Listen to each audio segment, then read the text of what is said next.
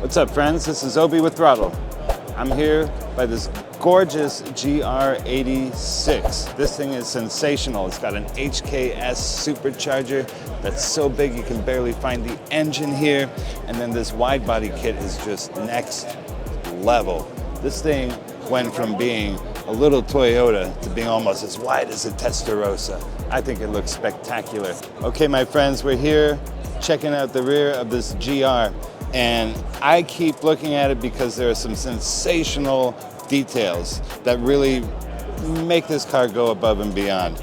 I love how these fenders take on that Citroën 2CV VW Beetle look. It's just got that extra bulbous, round feature to it that I keep looking back and I feel like there's a little Volkswagen or Porsche or Citroën in there. It's fantastic. And then you got this amazing strake.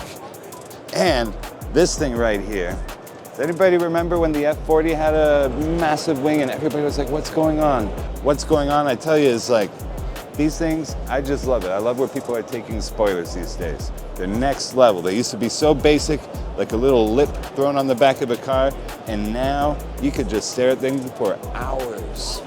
Okay, my friends, we're here checking this out in a little more detail because I referred to this being a little Porsche-esque in the style, and I tell you what, when you look at these bumpers here, when you look at from the late 70s and early 80s when they were doing the racing cars, doing the RSR, Le Mans, this just reminds me of that in such a big way. Whether or not specific, I don't know, but I am thinking about it.